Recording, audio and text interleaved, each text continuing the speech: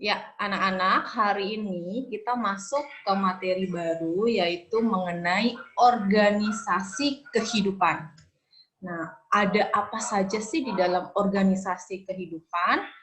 Oke.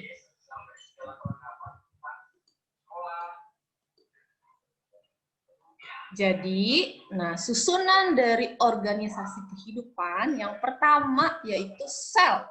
Sel ini, apa yang dimaksud dengan sel? Sel itu adalah unit atau bagian terkecil yang memiliki fungsi dan struktur yang menyusun suatu makhluk hidup.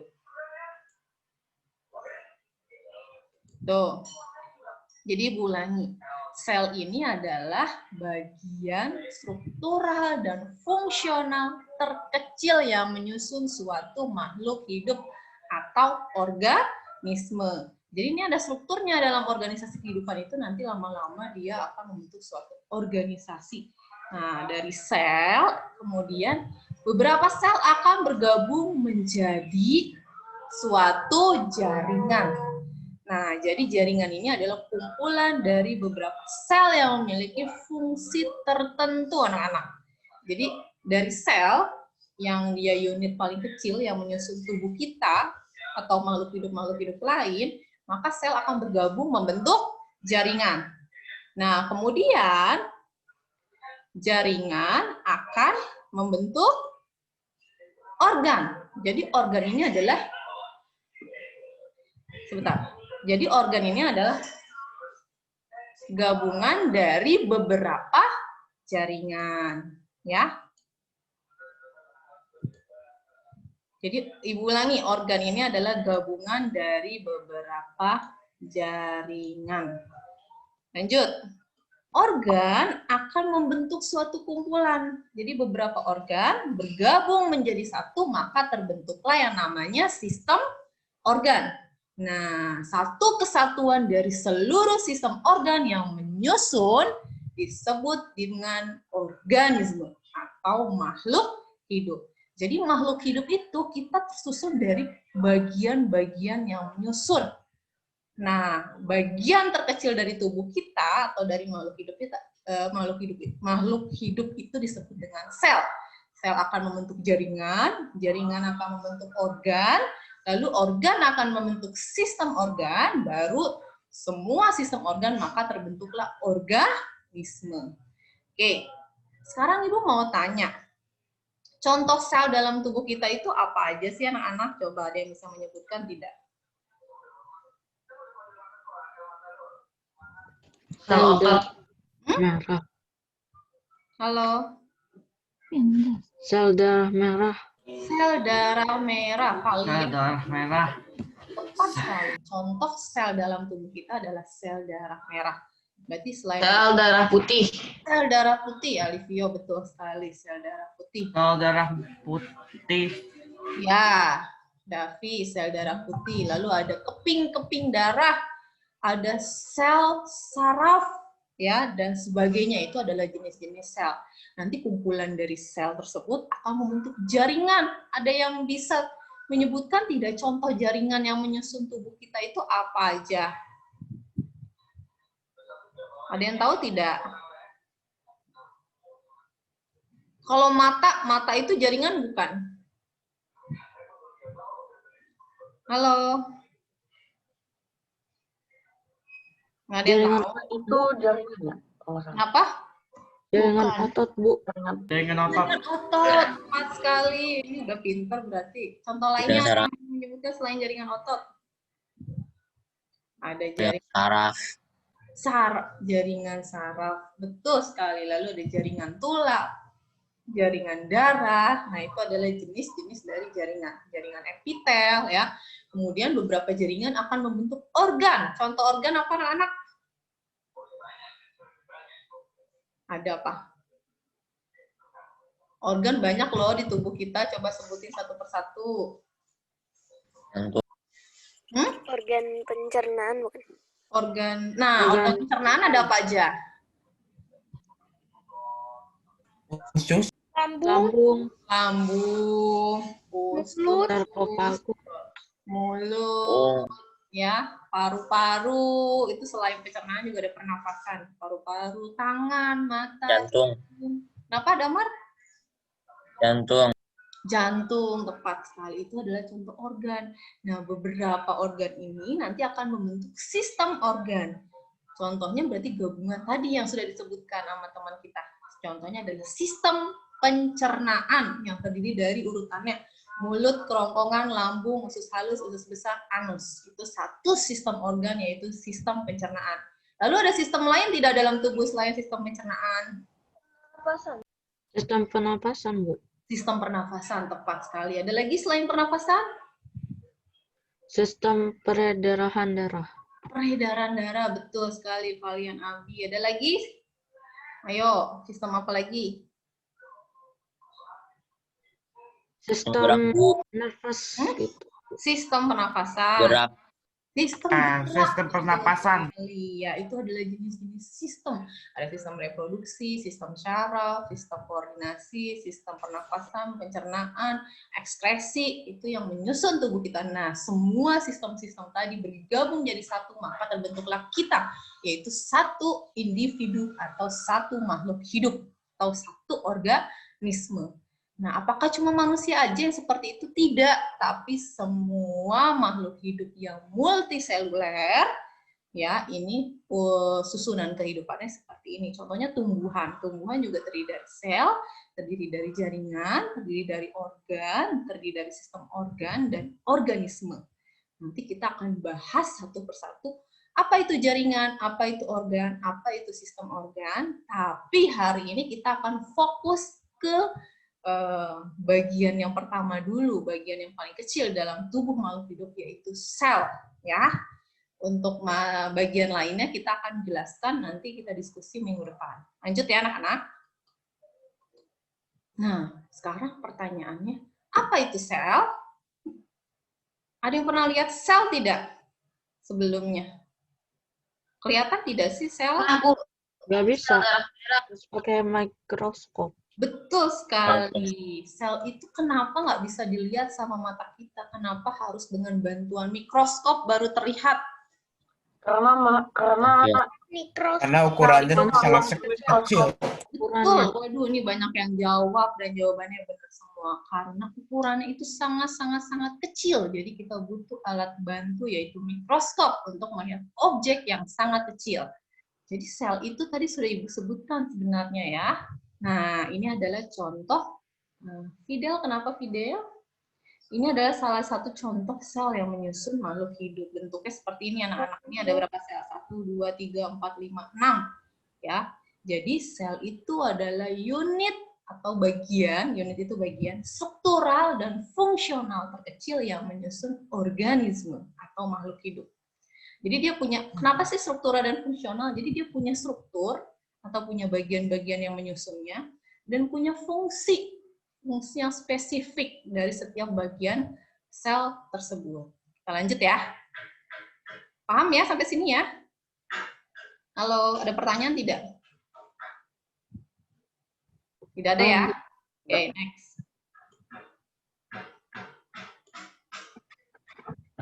Nah, sekarang ini kalian tadi sudah sebelum kita bertemu di Zoom sebenarnya udah mempelajari video ini. Nah, untuk lebih menekankannya lagi, mari kita simak video berikut. Nah, ini biar lebih paham lagi anak-anak. Perhatikan baik-baik.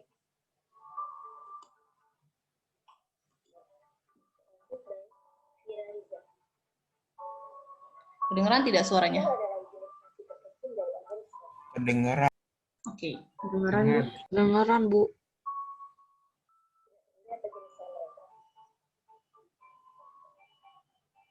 Semua sel memiliki membran sel yang memisahkan dalam sel dari lingkungannya. Sitoplasma, yang merupakan cairan seperti jelly, dan DNA, yang merupakan materi sel genetik. Ada dua kategori besar sel. Kategori pertama adalah sel eukariotik. Mereka memiliki organel-organel yang meliputi bagian inti dan bagian-bagian khusus lainnya. Sel eukariotik adalah sel yang lebih kompleks dan hewan. Kategori kedua adalah sel prokaryotik. Mereka tidak memiliki nukleus atau membran genetik organel. Mereka memiliki materi genetik, tapi tidak terkandung di dalam isi sel. Sel prokaryotik yang selalu bersel satu.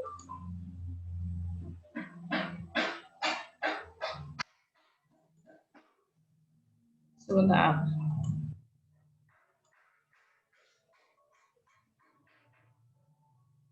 Mereka memiliki organel-organel. Dia meliputi bagian inti dan bagian-bagian khusus lainnya. Prokaryotik adalah sel yang lebih kompleks, seperti yang ditemukan pada tanaman dan hewan. Kategori kedua adalah sel prokaryotik. Mereka tidak memiliki nukleus atau membran genetik organel. Mereka memiliki materi genetik, tapi tidak terkandung di dalam isi sel. Sel prokaryotik yang selalu bersel satu, atau organisme uniseluler seperti bakteri. Jadi, apa itu organel? Organel berarti organ kecil. Adalah bagian khas dari sel yang memiliki pekerjaan yang unik dan luar. Mari kita mulai dengan inti, yaitu pusat kontrol sel. Inti atau nukleus mengandung DNA atau genetik. DNA memberitakan kegiatan yang sel lakukan, dan bagaimana hal itu akan dilakukan. Kromatin khusus adalah bentuk DNA yang tersebar dalam membran nuklear. Ketika sel siap untuk membelah, DNA memandat menjadi struktur yang dikenal sebagai kromosom. Inti juga mengandung sebuah nukleolus, yang merupakan struktur di mana ribosom akan dibuat. Setelah ribosom meninggalkan inti, mereka akan memiliki tugas tertentu, mensintesis atau membuat protein.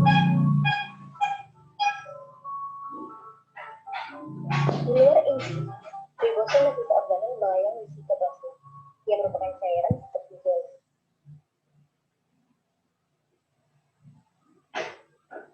Ribosom dapat berjalan bebas di sitoplasma, atau melekat pada retikulum endoplasma, yang kadang-kadang disebut dengan RE. Ada dua jenis RE. RE kasar memiliki ribosom yang melekat padanya, dan RE halus tidak memiliki ribosom melekat padanya. Retikulum endoplasma adalah membran tertutup untuk mengangkut bahan, seperti protein sintetis oleh ribosom. Protein dan bahan lainnya muncul dari retikulum endoplasma melalui vesicula kecil, di mana aparat Golgi, kadang-kadang disebut dengan bahan Golgi, akan menerima mereka. Protein bergerak melalui bahan Golgi, lalu mereka akan diubah menjadi bentuk yang dapat digunakan oleh sel.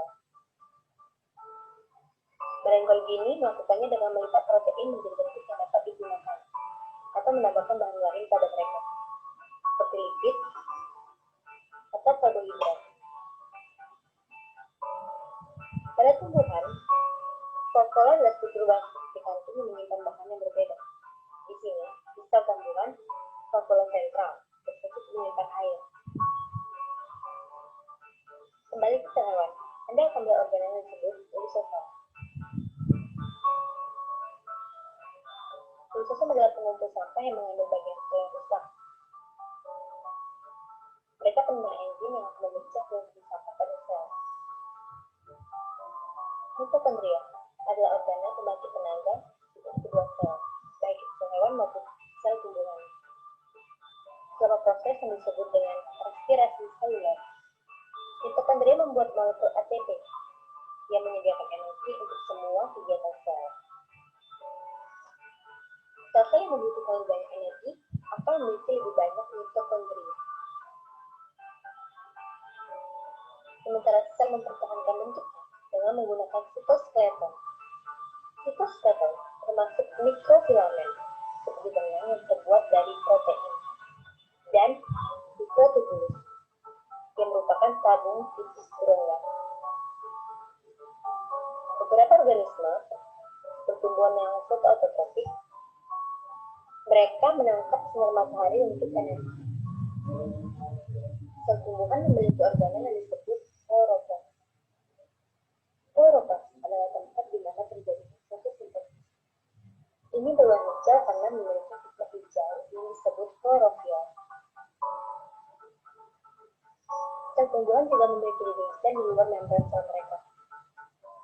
Sebagai bentuk dan jenis sel tumbuhan. Sel hewan tidak pernah memiliki dinding sel. Ada jenis struktur lainnya yang hanya beberapa sel miliki. Dapat belajar berikut. Pada sel hewan misalnya, saluran pernapasan dilapisi dengan sel yang memiliki silium. Ini adalah rambut mikroskopis yang dapat bergerak seperti gelombang. Fitur ini membantu perangkap untuk menghirup partikel di udara dan mengeluarkan mereka ketika Anda batuk. Fitur lain yang unik di beberapa sel adalah flagella. Beberapa bakteri memiliki flagella. Sebuah flagella seperti ekor kecil yang dapat membantu langkah sel atau mendorong dirinya sendiri. Satu-satunya sel manusia yang memiliki flagella adalah sel sperma. Oke, anak-anak, itu adalah video mengenai penjelasan dari struktur yang menyusun bagian-bagian dari sel. Nah, sekarang berdasarkan video tadi, kita diskusi. Kan tadi ada dua jenis ya anak-anak di dalam video. Ada sel yang disebut dengan prokariotik, dan ada yang disebut dengan sel eukariotik. Nah, sekarang apa bedanya? Ayo. Prokariotik uniseluler itu Prokariotik uniseluler. Ya, pada makhluk hidup uniseluler ya, tepat sekali.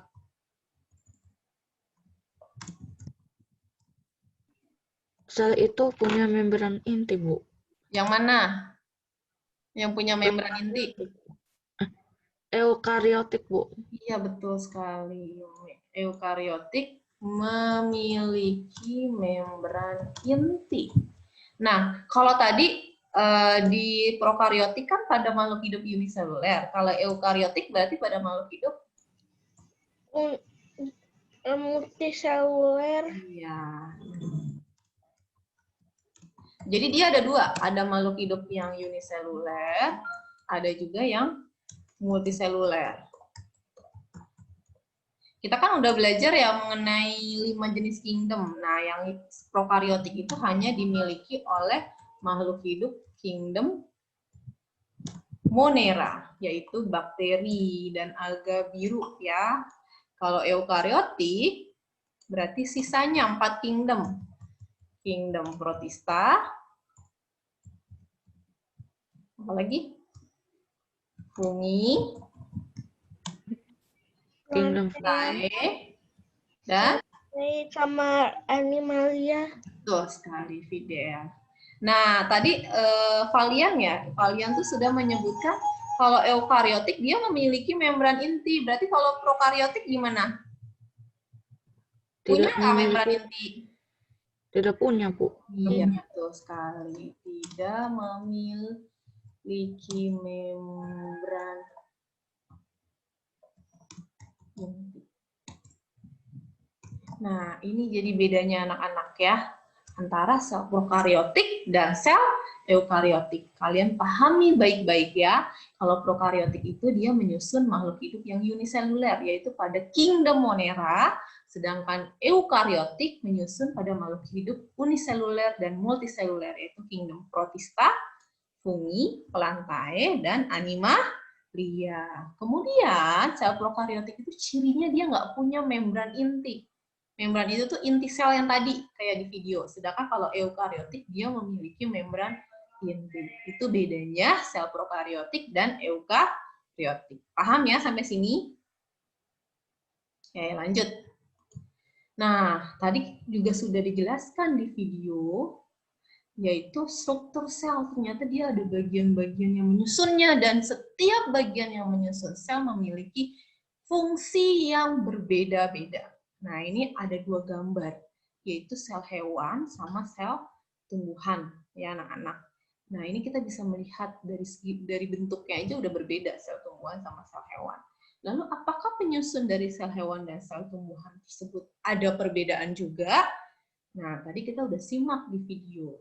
Mari kita bahas satu persatu. Organel penyusun sel. Tadi ada apa aja sih anak-anak? Coba sebutkan. Yang pertama. Halo. Membran sel. Membran sel, betul. Yang perempuan kok nggak ada suaranya sih? Terus apa lagi? Habis membran sel apa? Sitoplasma. Sitoplasma. Apa lagi? Dinding sel. Dinding sel, tepat sekali, Damar. Sambil dibuka bukunya nggak apa-apa, atau materi yang sudah Ibu berikan tadi sama videonya sambil disimak lagi. Apa lagi? Nukleus. Nukleus, betul sekali, atau inti sel. Yang lain coba kalian aja nih dari tadi, yang lain semua hadir kan? Mitokondria. Mitokondria, Sarah ya. Betul. Ini sambil Ibu nilai ya keaktifannya ya. Nilai partisipasi. Apalagi? Ribosom, Bu. Ribosom, tepat sekali. Ada lagi? Fungsional. Apa, Davi? Fungsional. Nggak kedengeran. Fungsional. Badan Golgi. Badan Golgi. Apalagi? Sentriol. Stroma. Sentriol. Apa? Tadi ada yang menyebutkan. Roma, Bu. Kroma. Nukleus. Nukleus sudah. Mana. Nomor 4. Ribosom mudah. Ribosom udah. Ada lagi. RE. Nih, Vakuola. retikulum endoplasma ada 2 jenis. Ada yang halus, ada yang kasar. Aku tahu. Vakuola. Iya, tepat sekali, Dav. Badan mikro. Kenapa? Badan. Iya, benar. Vakuola. Kemudian ada lagi ini nih anak-anak. Kloroplas. Kloroplas, nah benar sekali.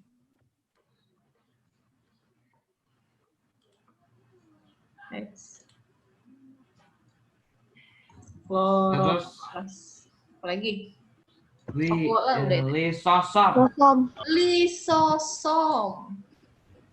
Ribosom udah, lisosom. Nah, udah keisi semua anak-anak. Nah, sekarang kita mau sebutin. Apakah membran sel ada di sel tumbuhan dan sel hewan? Iya. Iya. Betul, dua-duanya punya ya anak-anak ya.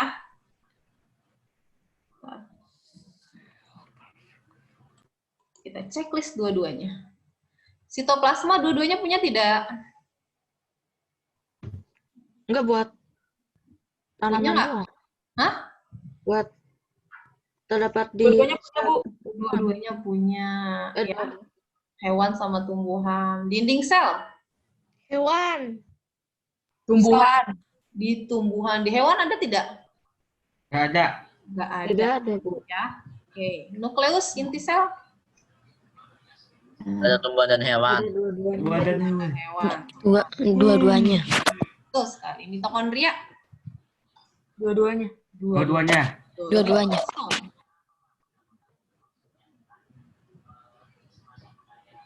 Ribosom. Dua-duanya. Dua-duanya. Betul sekali. Badan Dua-duanya.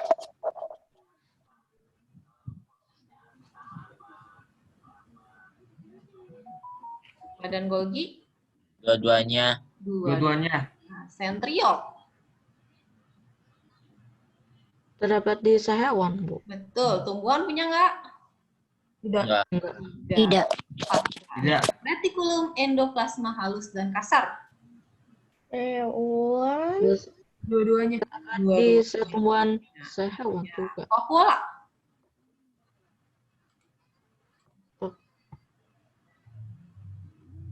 Besar, kecil. Iya, yang besar di sel tumbuhan apa sel hewan yang ukurannya besar vakuolanya? Sel tumbuhan. Tumbuhan. Tumbuhan. Kalau di sel hewan kecil, benar. Iya. Kloroplas punya di mana? Tumbuhan. Iya, kalau hewan Tumbuhan. punya nggak? Tumbuhan. Enggak. Tidak. Lisosom. Kalau sel tumbuhan nggak ada, sel hewan ada. Tepat sekali, Damar. Sel hewan punya, sel tumbuhan Punya. nggak punya. Nah, ini perbedaannya anak-anak. Jadi ada beberapa organel yang dimiliki sel tumbuhan saja, tapi sel hewan nggak punya. Lalu ada yang hanya dimiliki di sel hewan, tapi sel tumbuhan tidak ada. Tapi ada juga yang dua-duanya punya. Nah, ini ada 13 penyusun sel. Membran sel, sitoplasma, dinding sel, nukleus, mitokondria, dan sebagainya. Yang memiliki fungsi berbeda-beda. Nah, berarti nanti kalau kalian harus isi, apa itu fungsinya membran sel? Harus sudah paham, karena tadi juga sudah dijelaskan di video dan materi yang sudah Ibu berikan. Nah, kalian berarti belajarnya tidak hanya melalui materi yang Ibu berikan di Google Classroom, tapi di buku juga ya, buku yang sudah kalian beli. Cara cerdas belajar biologi itu dibuka. Nah, fungsinya apa sih? Mari kita bahas satu persatu nih. Ini yang sudah ada isinya. Terlihat tidak? Terlihat. Ya, jadi membran sel dia fungsinya untuk melindungi sel dan tempat keluar masuknya zat. Jadi dia bagiannya yang paling luar ya anak-anak. Sedangkan kalau sitoplasma dia fungsinya tempat terjadinya reaksi metabolisme sel. Jadi semua reaksi kimia yang terjadi dalam sel adanya di sitoplasma. Dia bentuknya cairan. Nah, lalu ada dinding sel. Dinding sel cuma dipunyai di tumbuhan. Makanya struktur dari sel pada tumbuhan itu lebih tetap bentuknya dibandingkan sel hewan. Karena dia punya dinding sel untuk melindungi sel dan memberi bentuk sel. Kemudian ada yang namanya nukleus atau inti sel. Dia dipunyai dua-duanya. Fungsinya nukleus itu mengatur seluruh aktivitas sel dan juga berfungsi untuk pembelahan sel. Mitokondria, nah dia ada dua-duanya juga untuk respirasi sel atau penghasil energi.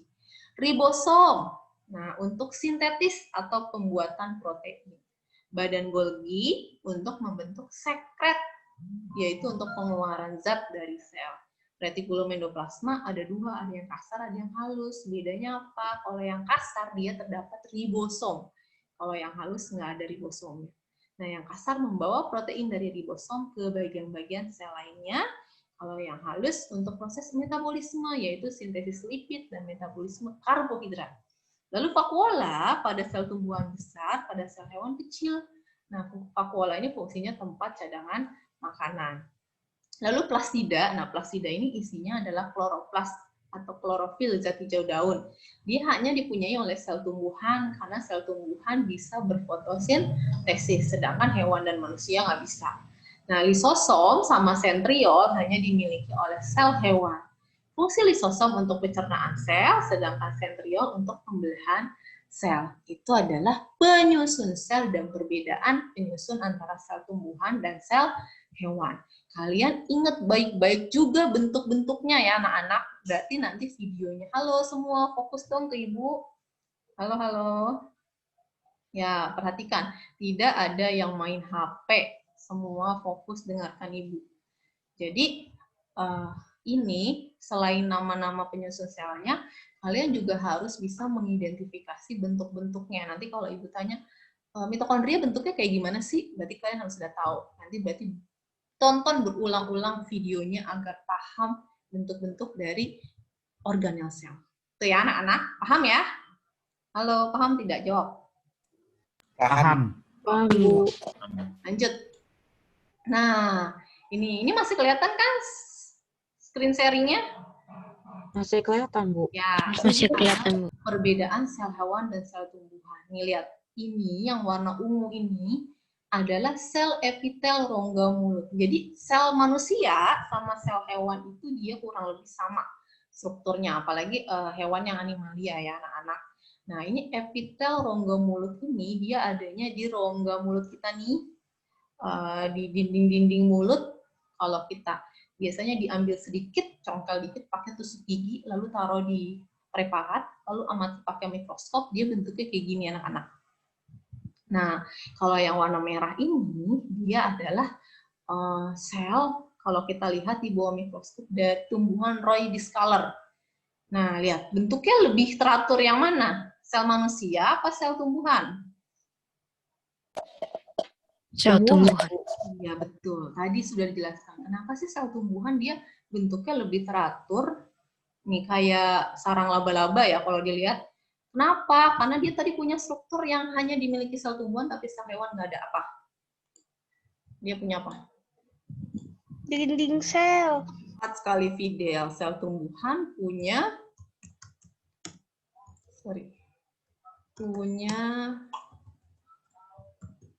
dinding sel. Nah, ini yang membedakan. Lalu selain itu, sel tumbuhan punya apa lagi yang tidak dimiliki sel hewan? Tadi di tabel apa?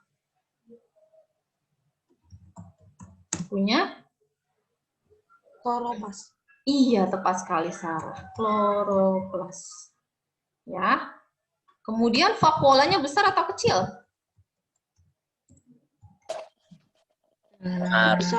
Besar. Ya, untuk cadangan makanannya nih. Makanya kalau Ibu pindah ini. Lihat, ini vakuola tumbuhan, ini vakuola mana? Ada hewan, lihat perbedaannya. Sangat beda sekali ya, kalau pada tumbuhan dia besar sekali vakuolanya. Lanjut. Kalau yang hanya dimiliki sel hewan tadi apa?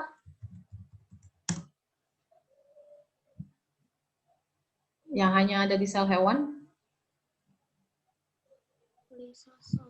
Halo, lupa nih. Lisosom. Lisosom, betul. Tapi sel tumbuhan nggak punya. Lalu apa lagi? Centriole. Centriole, tepat sekali.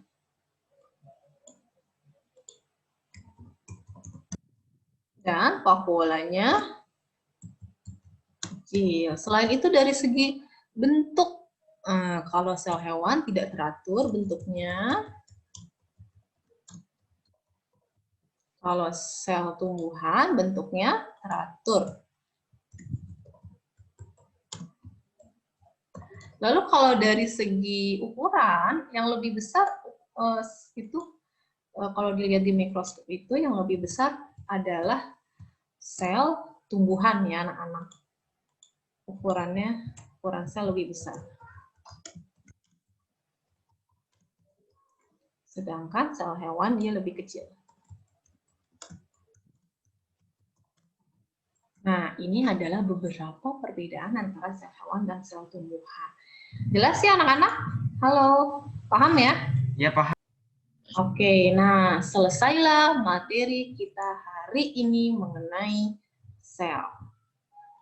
Berarti yang hadir di Zoom 52, 4 siswa tidak hadir.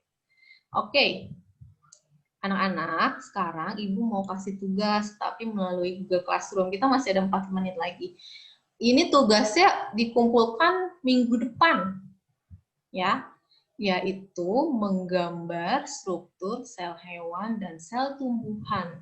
Diwarnai dan diberi bagian-bagiannya. Itu tugasnya. Ya, 1 minggu waktunya. Kenapa? Itu deadline-nya minggu depan ya? Betul, berarti Selasa depan paling telat. Ya? Menggambar sel kan? Iya, gambar doang. Nanti untuk lebih jelasnya, Ibu kasih di Google Classroom tugasnya ya anak-anak. Paham ya? Iya, aku mau nanya nih. Apakah nanti Bu Ida kasih contoh gak gambar sel kayak gimana gitu? Tidak, kan sudah ada di... Oh, nanti PowerPoint-nya Ibu berikan deh ke kamu, ke kalian. Ya, jadi kita lihat gambarnya. Bu Ida, ini diwarnain atau tidak? Diwarnain. Terima kasih, Bu. Iya, nanti Kasih, Bu. share PowerPoint sama tugasnya. Ya, oke, jelas ya anak-anak? Jelas, Bu. Jelas, Bu. Baik, Assalamualaikum warahmatullahi wabarakatuh. Waalaikumsalam warahmatullahi wabarakatuh. Warahmatullahi wabarakatuh. Boleh lirik. Assalamualaikum warahmatullahi wabarakatuh. Terima kasih Bu Assalamualaikum, Bu Widya. Widya. Terima kasih, Bu. Terima kasih, Bu.